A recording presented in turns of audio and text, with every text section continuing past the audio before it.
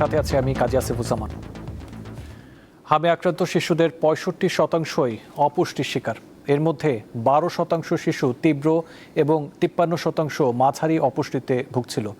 এছাড়া হামে আক্রান্ত ৩৮% শিশু জন্মের পর প্রথম ৬ মাস পরিপূর্ণ বুকের দুধ পায়নি, আর মারা যাওয়া শিশুদের ৮২% পূর্ণ ৬ মাস বুকের দুধ পায়নি। বুধবার শিশু হাসপাতাল ও ইনস্টিটিউটের রোগতত্ত্ব ও গবেষণা বিভাগের উদ্যোগে পরিচালিত এক গবেষণায় এসব তথ্য উঠে এসেছে। গবেষণায় আরও যুক্ত ছিল আন্তর্জাতিক উদরাময় গবেষণা কেন্দ্র ICDDRB। হাসপাতালে ভর্তি হামে আক্রান্ত ৩৫৪ শিশুর ওপর গবেষণাটি পরিচালনা করা হয়। গবেষণায় দেখা যায় আক্রান্ত শিশুদের ৪৩% বয়স ছিল ৩ থেকে ৯ মাসের মধ্যে। এর মধ্যে টিকাপ্রাপ্ত ও টিকা ছাড়া শিশুরাও ছিল। হলফনামায় তথ্য গোপন করার অভিযোগ এনে এনসিপি নেতা ও নোয়াখালী ৬ আসনের সংসদ সদস্য আব্দুল হান্নান মাসুদের সংসদ সদস্য পদ বাতিল চেয়ে হাইকোর্টে একটি রিট দায়ের করা হয়েছে। নোয়াখালীর হাতিয়া উপজেলার স্থানীয় বাসিন্দা নাজমুল হোসেন হাইকোর্টের সংশ্লিষ্ট শাখায় রিটটি করেন। বিচারপতি রাজিক আল জলিল ও বিচারপতি দেবাশিস রায় চৌধুরীর সমন্বয়ে গঠিত বেঞ্চে রিটের শুনানি হবে বলে জানান রিটকারীর আইনজীবী। রিটে হান্নান মাসুদের সংসদ সদস্য পদ শূন্য ঘোষণা করা সহ প্রয়োজনীয় পদক্ষেপ নেয়ার নির্দেশনা চাওয়া হয়েছে। আগামীকাল অনুষ্ঠিত হবে দেশের ২৩তম রাষ্ট্রপতি নির্বাচন। সংসদ কক্ষে রাষ্ট্রপতি নির্বাচনে ভোট দেবেন সংসদ সদস্যরা। দুপুর ২টা থেকে বিকেল ৫টা পর্যন্ত চলবে ভোট গ্রহণ। রাষ্ট্রপতি নির্বাচনে মোট ভোটার ৩৪৯ জন। এই নির্বাচনে সংসদ সদস্যদের আইডি কার্ড সাথে রাখা সহ বেশ কিছু নিয়ম মেনে চলতে হবে। চালানো যাবে না নির্বাচনী প্রচার। ভোট গ্রহণ শেষ হওয়ার পর গণনা শুরু হবে। প্রাপ্ত বৈধ ভোট গণনা শেষে সর্বাধিক বৈধ ভোট পাওয়া প্রার্থীকে বিজয়ী ঘোষণা করবেন নির্বাচন কর্মকর্তা। পরে নির্বাচন কমিশন থেকে ফলাফলের গেজেট প্রকাশ করা হবে। দীর্ঘ ৩৫ বছর পর রাষ্ট্রপতি পদে আবারও সরাসরি প্রতিদ্বন্দ্বিতাপূর্ণ ভোট হতে যাচ্ছে। এই নির্বাচনে বিএনপির প্রার্থী হয়েছেন মির্জা ফখরুল ইসলাম আলমগীর এবং ১১ দলীয় ঐক্যের প্রার্থী অলি আহমদ। ডিজিটাল অর্থনীতি বা ক্যাশলেস দেশ গড়ার লক্ষ্যে বাংলা কিউআর বা কুইক রেসপন্স সেবা চালু করেছে বাংলাদেশ ব্যাংক। এর মাধ্যমে ক্রেতারা যে কোনো ব্যাংক বা মোবাইল আর্থিক সেবার অ্যাপ দিয়ে একটি নির্দিষ্ট কিউআর কোড স্ক্যান করে খুব সহজেই বিক্রেতার পণ্যের দাম পরিশোধ করতে পারছেন, যা ব্যবহারে ক্রেতা বিক্রেতার মাঝে আগ্রহ বাড়াচ্ছে। বাংলা কিউআর নিয়ে ধারাবাহিক প্রতিবেদনের দেখুন প্রথম পর্ব। বাংলা কিউআর হলো দেশের একটি সার্বজনীন একক বা ইন্টার অপারেবল কিউআর কোড ব্যবস্থা। এর মাধ্যমে একটি মাত্র কিউআর কোড স্ক্যান করে বিভিন্ন ব্যাংক, মোবাইল ফাইন্যান্সিয়াল সার্ভিস যেমন বিকাশ, রকেট, উপায়, নগদ এবং ডিজিটাল ওয়ালেটের অ্যাপ থেকে সরাসরি পেমেন্ট করা যায়। এই ব্যবস্থা লেনদেনকে সহজ করেছে। নতুন এই ব্যবস্থার প্রতি সাধারণ মানুষের আগ্রহ তৈরি হচ্ছে।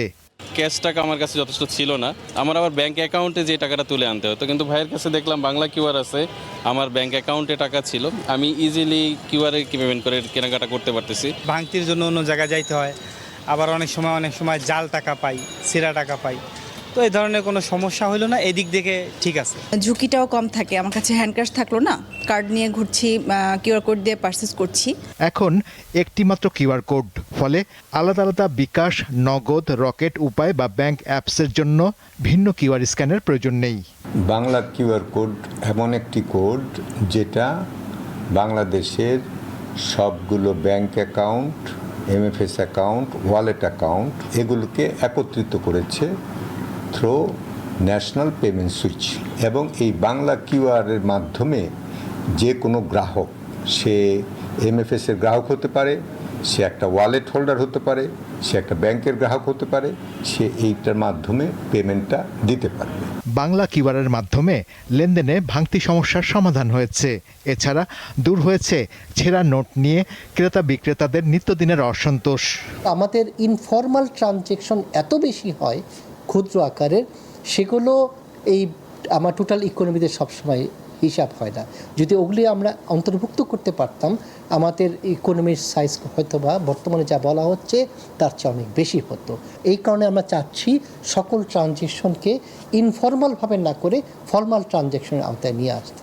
ছোট দোকান বা ফুটপাতের হকারদের নিয়মিত ক্যাশলেস লেনদেনের ভিত্তিতে ডিজিটাল ক্রেডিট প্রোফাইল তৈরি হবে, যা পরবর্তীতে জামানত ছাড়া ব্যাংক ঋণ পেতে সাহায্য করবে। শাহরিয়ার ইমন, দীপ্ত সংবাদ, ঢাকা। কুমিল্লায় ট্রেনে কাটা পড়ে দাদি ও নাতনির মর্মান্তিক মৃত্যু হয়েছে। গত রাতে কুমিল্লা রেলওয়ে স্টেশনের পাশের শাসনগাছা এলাকায় ঢাকা চট্টগ্রামগামী সুবর্ণ এক্সপ্রেস ট্রেনের নিচে কাটা পড়েন তারা। পুলিশ জানায় দাদি জ্যোৎস্না বেগম আর নাতনি চাঁদনিকে নিয়ে কুমিল্লা মেডিকেল কলেজ হাসপাতাল থেকে চিকিৎসা শেষে বাড়ি ফিরছিলেন। এ সময় শাসনগাছা এলাকায় রেল লাইন পার হওয়ার সময় সুবর্ণ এক্সপ্রেস ট্রেনে কাটা পড়েন তারা। ঘটনাস্থলেই তাদের মৃত্যু হয়। তাদের বাড়ি কুমিল্লার মুরাদনগর উপজেলা সদরের উত্তরপাড়া এলাকায়।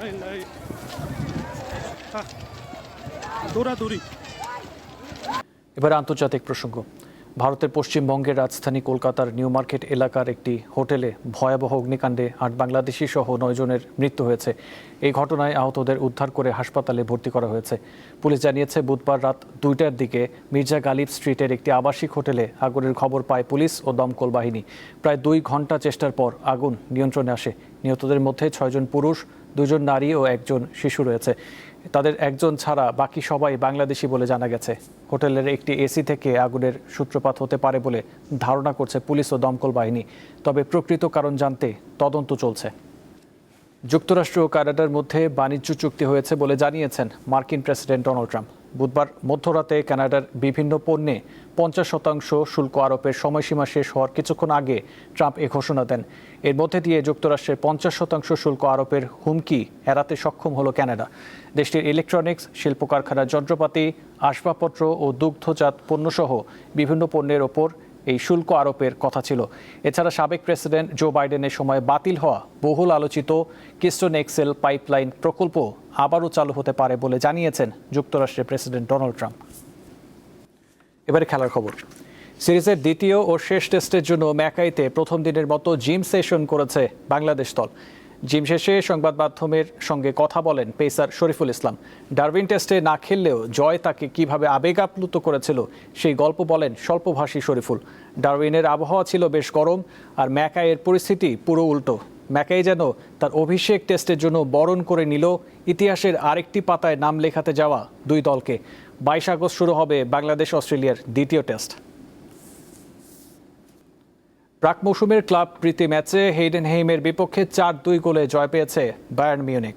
প্রতিপক্ষের মাঠে পিছিয়ে থেকেও দারুণভাবে ঘুরে দাঁড়িয়ে জয় তুলে নেয় বায়ার্ন। প্রথমার্ধে হেইডেনহেইমের হয়ে ইয়ানিক ওয়াগনার ও জুলিয়ান নিহিউস গোল করে দলকে ২-১ ব্যবধানে এগিয়ে নেন। বায়ার্নের হয়ে একমাত্র গোলটি করেন ফেলিপ চাভেস। দ্বিতীয়ার্ধে শুরুতেই পেনাল্টি থেকে গোল করে সমতায় ফেরান আরিয়ান ইব্রাহিমোভিচ। ম্যাচের শেষ ভাগে লুইস দিয়াজ এবং নাথানায়েল ব্রাউন গোল করলে ৪-২ ব্যবধানে জয় নিয়ে মাঠ ছাড়ে বায়ার্ন মিউনিখ। এই ছিল এখনকার মতো। পরবর্তী সংবাদ ৫টায় দেখার আমন্ত্রণ রইল। এছাড়াও তথ্য বিনোদনের খবর পেতে চোখ রাখুন দীপ্ত টিভি ডিজিটাল প্ল্যাটফর্মগুলোতে। ধন্যবাদ।